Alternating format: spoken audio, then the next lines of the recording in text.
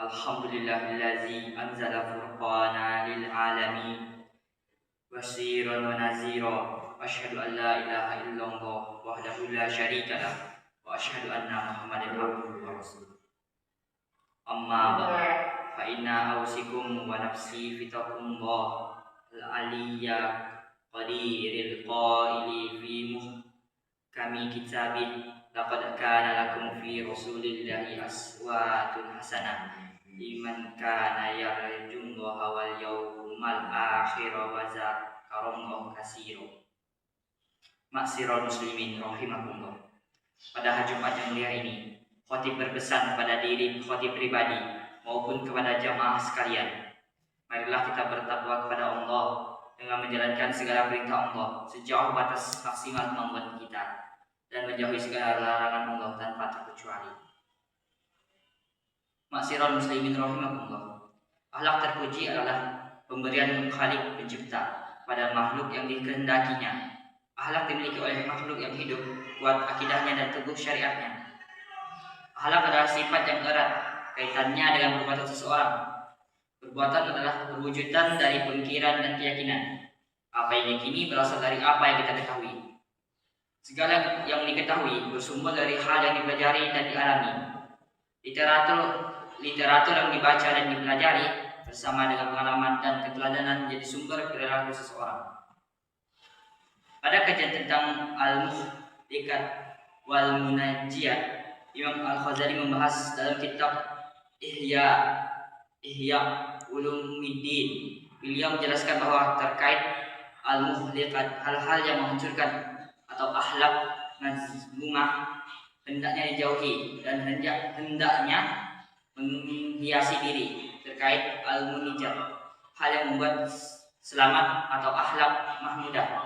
Setelah berakhlak dengan takhalil dan tahali, seorang hamba akan merasakan keagungan Allah secara nyata.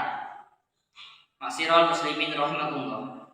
Agama Islam adalah agama yang menekankan akhlak, budi pekerti yang agung, dicontohkan langsung oleh Nabi Muhammad SAW dalam pergaulan Nabi dengan sesama manusia.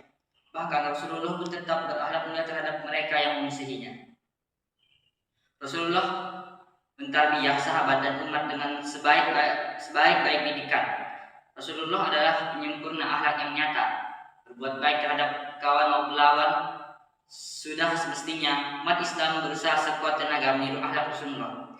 Allah berfirman dalam Quran surah Al-Ahzab ayat 2, laqad kana lakum fi rasulillahi uswatun hasanah liman kana yarjullaha wal yawmal akhir wa dzakarallaha katsiran. Artinya, sesungguhnya terdapat dalam diri Rasul teladan yang baik bagi yang mengharapkan ridho Allah dan kejaran di hari akhirat dan banyak menyebut Allah. Maksirul muslimin rahimahullah. Allah memuji Nabi Muhammad dalam firman-Nya, wa innaka la'ala khuluqin azim. Artinya, sungguhnya engkau Muhammad berada di atas akhlak yang agung. Quran surah Al-Qalam surah ke-68 ayat ke-4. Nabi Muhammad sebagai pemimpin berwibawa tidak tinggal di istana yang megah. Tidur pun hanya beralas tikar yang ketika bangun meninggalkan bekas di punggung beliau yang mulia. Kewibawaan yang alami beliau dapatkan dari kekuatan iman dan indahnya akhlak yang menjadi daya tarik utama. Para sahabat rela berkorban untuk Rasulullah. Orang kafir pun segan terhadap beliau. Dalam kapasitasnya yang amat berwibawa pun Rasulullah tetap dekat dengan para pengikutnya, yaitu sahabat. Yang sakit dijenguk, yang sedih dihibur, dan tidak kelihatan ditanyakan keberadaannya. Ketika semua sibuk, Rasulullah selalu ikut serta membersamai, tidak sekedar mengawasi transaksi, menggali parit, mencari kayu, bakar untuk makan besar, membagi hidangan dengan tangan sendiri, serta sederet perhatian tulus lainnya. Menjadi daya tarik dari sosok istimewa ini. Imam Al-Bukhari meriwayatkan dalam kitabnya Adabul Mufrad an Abi Hurairah anna Rasulullah sallallahu alaihi wasallam qala innama istu liutamama salihal akhlaq. dari Abu Hurairah radhiyallahu anhu, sesungguhnya Rasulullah sallallahu alaihi wasallam bersabda, sesungguhnya aku diutus untuk menyempurnakan akhlak. Masiral muslimin rahimakumullah. Pendidikan akhlak yaitu karakter perlu dimulai dari penanaman kaidah yang kuat sertai dengan pengamalan syariat yang konsisten. Bagaikan buah yang merupakan hasil dari akar yang kokoh dan dahan yang menjulang. Akhlak adalah buah dari akar keimanan dan keteguhan mematuhi syariat. Bagaimana mungkin seorang mampu berharap mulia bila masih ada dalam dirinya keraguan akan kuasa Allah, lemahnya akidah, serta keengganan dalam kepatuhan terhadap aturan Allah. Terdapat banyak keteladanan dari ulama salafus salih terkait pentingnya akhlak. Imam Malik bin Anas, kitab Dasar Mazhab Malik, menceritakan bahwa ibuku menekanku sembari berpesan, pelajarilah adab Imam Rabi'ah sebelum kau pelajari ilmunya.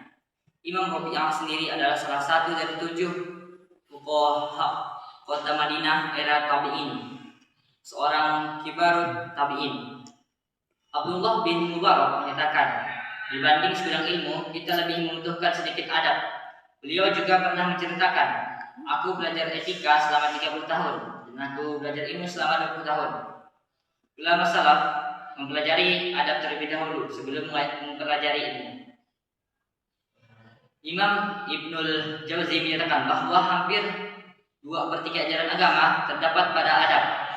Imam Abdullah bin Wahab pernah berkata, adab yang kupelajari dari Imam Malik lebih banyak dari ilmu yang kupelajari darinya. Masiral muslimin rahimakumullah. Kitab-kitab tasawuf menjadi pedoman umat Islam terkait cara membersihkan hati, cara yang benar terkait upaya mendapatkan Allah. Kitab Bidayatul Hidayah menjadi acuan aktivitas seorang muslim, mulai dari bangun tidur hingga tidur lagi. Diupayakan agar semua bernilai takwa dan ibadah taat hingga berujung pada tergapainya hidayah. Kitab-kitab yang menggabungkan antara kepatuhan terhadap fikih dan tasawuf banyak pula dikaji. Semisal Bahjatul Wasail, Hidayatul Badi'ah, dan Sulamut Taufik. Sulamut Taufik memaparkan upaya untuk menjauhi pelanggaran atau maksiat pada 7 anggota badan, yaitu mata, mulut, tangan, kaki, perut, kemaluan, dan hati. Hal terkait tata krama, tata busana, tata bicara, tata laksana banyak diatur dalam ayat Al-Quran maupun hadis.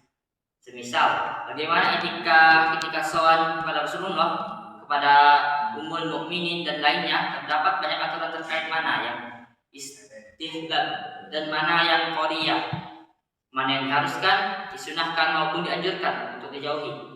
Tinggal apa yang telah diketahui diterapkan dengan teguh oleh muslim zaman sekarang ataukah ditinggalkan dengan sederet alasan. Hubungan dengan Allah maupun hablum binas, antara manusia dan tanah bisnis dengan lawan jenis, antara guru dan murid dengan teman, antara orang tua dan anak, semua telah dipelajari dalam berbagai kitab fikih maupun kitab akhlak.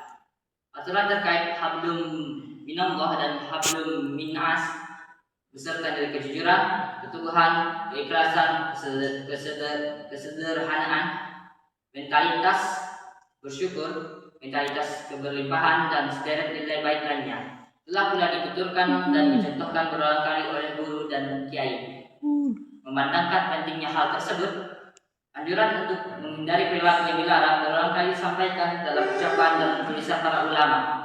Perilaku yang tidak diridhoi, dimurkai, dan mendatangkan murka Allah, walaupun telah mengakar, dianggap biasa dan membudaya. Tetaplah hal yang salah seperti perilaku koruptif, manipulatif, dekadensi moral, dan sederet perilaku negatif lainnya yang budaya tidak bisa dijadikan alasan pemakluman dan pembenarannya.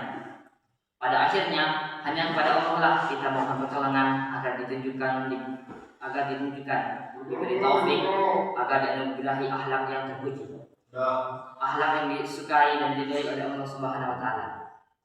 Barakallahu li wa lakum fi Qur'anil azim wa nafa'i wa iyyakum bima fihi minal ayati wa zakril hakim wa taqabbala minni wa minkum tilawatahu wa ta'lu innahu was-sami'ul 'alim.